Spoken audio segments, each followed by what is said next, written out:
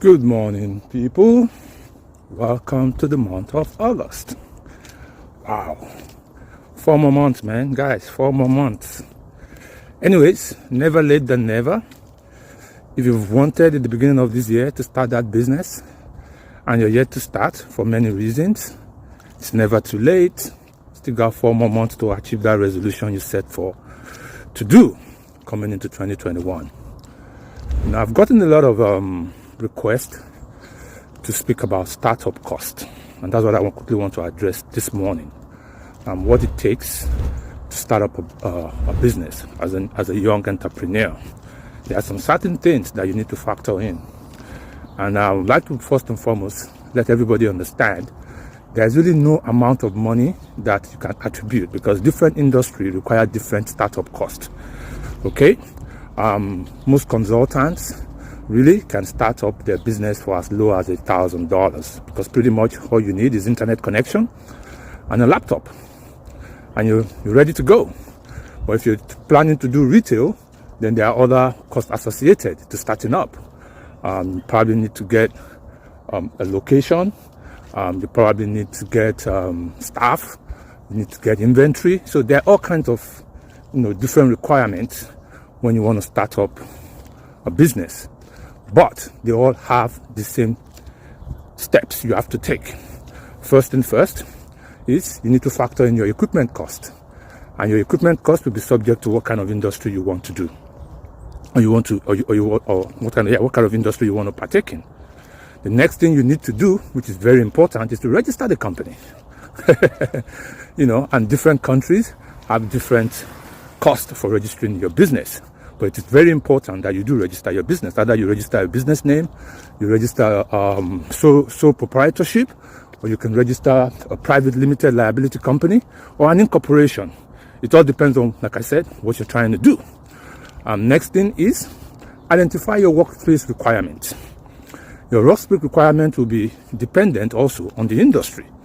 So for instance, if you're like a consultant that does marketing consulting or does graphic design and stuff, all you need is just your dining table at home, your laptop, and internet connection. Then you're ready to go. But for somebody that wants to set up a restaurant, you first need to find the location. You need to equip it with all the stuff for the kitchen. You need to equip it for front of house stuff. Those are the tables and whatnot. So all have different requirements, but all businesses still require a workspace. You need that workspace, that environment where you are able to do your business. Okay. Next thing is inventory. Yes, inventory. If you're into retail, you need to stock up. If you're into service, you need to at least have an idea of what you need to service your clients. Okay. Once you have all of that in place, now you need to sell your business. Yes, you need to market your business, because like I said, the oxygen of every business is sales.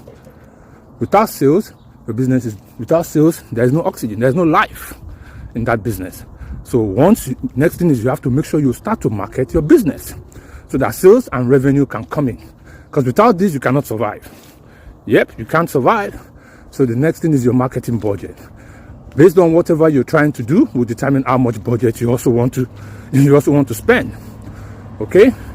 Next thing after that, you have to factor in all your utilities. One of the utilities I mentioned earlier on is your internet connection. Your mobile phone or your landline. You need to communicate with potential clients and potential customers. So that is a very, very important factor. Your utilities, electric power, you got to pay. You have to pay for power. If you're running a restaurant, you need gas. So that is something also that you have to remember, and you have to factor into your cost.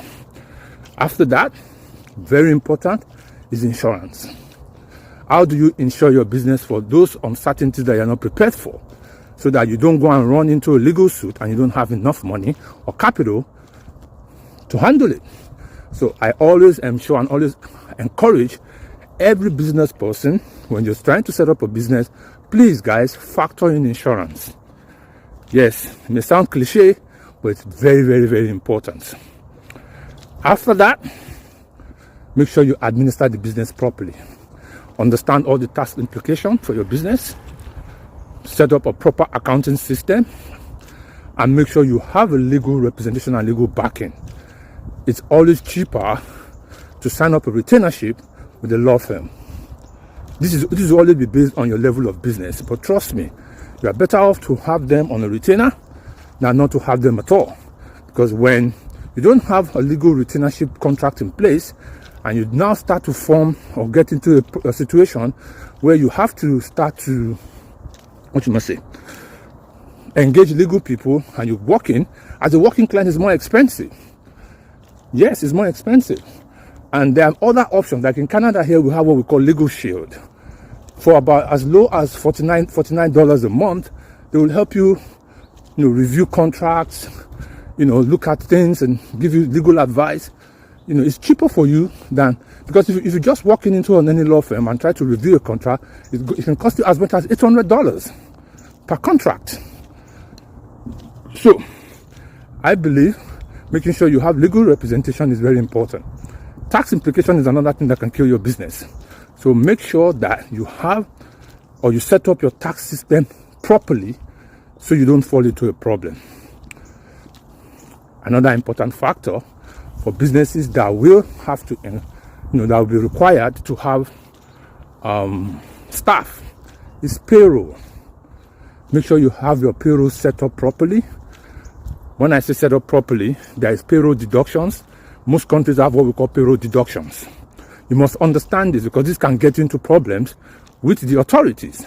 So make sure that your deductions are being remitted on time and it's actually being captured well, because that's where the problem starts. If you don't capture it well, you don't even know what to remit. It's always advisable to create a payroll account separate from your operating account.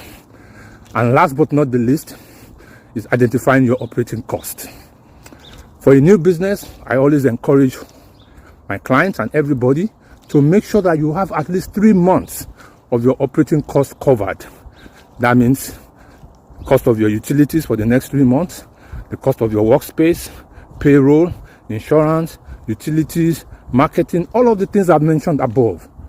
At least have it covered for the next 3 months while you're building the business. Because you don't start a business today and the business starts to make money. No, you need to build it up. It takes a minute for the business income to start to accommodate all the expenses of the business. In between this time frame, you want to make sure, in between this time frame, you want to make sure at least your business is not impacted. That's why it's important to make sure that you have that at least 3 months operating costs covered so that you can at least build the business properly. Okay? So those are some of the tips I'm going to give you for a startup. And like I said, morning. Like I said, these are always all important stuff, but they are not supposed to limit you from starting your business. There are 2 ways you can look for finance in starting businesses. It can be via your own savings, or it can be through third party and funding. Okay, yes, it can be via your own savings, or it can be through third party savings and through third party funding. So guys, make sure, but it is important that you have the funding in place to achieve what you want to achieve. I have also prepared, I have a course called Attracting Investors. If you follow me on my social media or send me an email, I'll send you the link to it.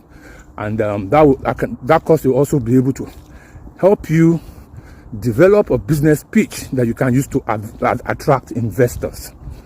But guys, you need to have all these points covered for you to effectively and efficiently start up your business. All right?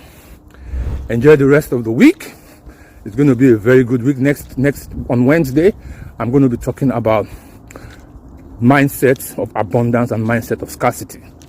How you're going to use that after you started the business, how you're going to use that to grow your business, and how you're going to use that to make sure your business survives. Okay?